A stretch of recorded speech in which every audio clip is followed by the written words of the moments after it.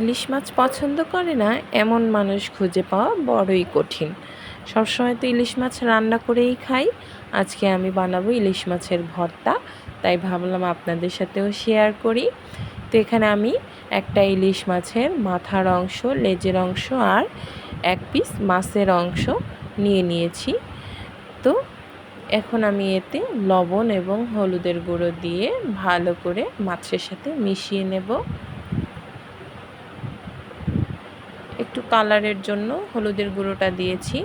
এখন আমি এখানে একটা কড়াইতে কিছুটা তেল গরম করে একে একে করে মাছের পিসগুলো দিয়ে দেব।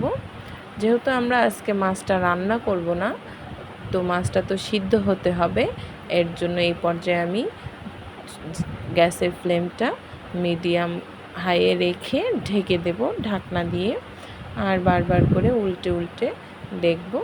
তো এই তো আমার একটা পাশ ভাজা হয়ে গিয়েছে মাছের। এখন আমি এটা উল্টে দেব পরবর্তী পাশটা ভেজে নেওয়ার জন্য।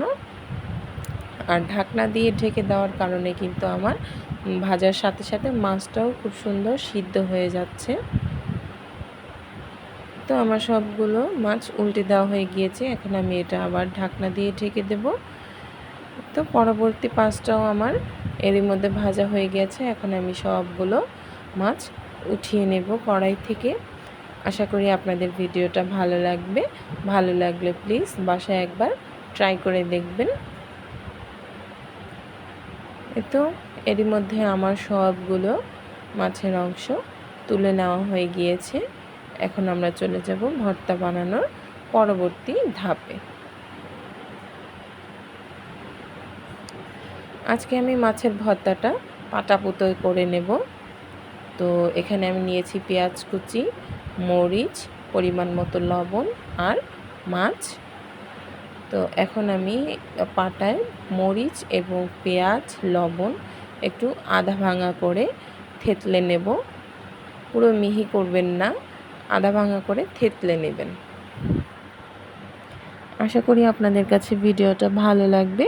ভালো লাগলে প্লিজ আমার ভিডিওতে লাইক, কমেন্ট, শেয়ার এবং সাবস্ক্রাইব করে দেবেন পরবর্তী ভিডিওগুলো পাওয়ার জন্য। এই তো আমি পেঁয়াজ, মরিচ আর লবণ নিয়ে নিয়েছি। এখন আমি এটাকে আধা ভাঙা করে বেটে নেব।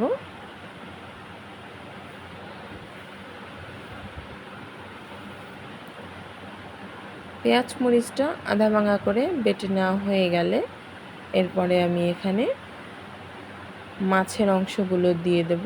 দেখুন আমি পেঁয়াজ মরিচটা এরকম করে থেতলে নিয়েছি, শুধু মিহি কিন্তু করিনি। এখন আমি একে একে মাছের অংশগুলো দিয়ে নেব।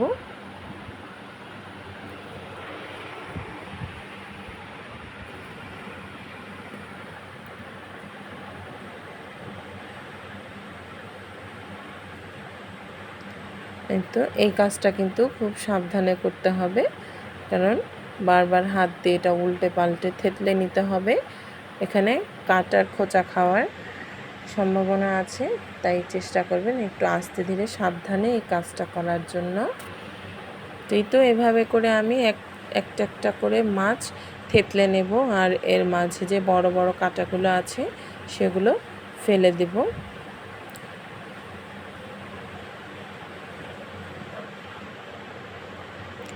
কিন্তু আমার সবগুলো মাছ থেতলে নেওয়া হয়ে গিয়েছে।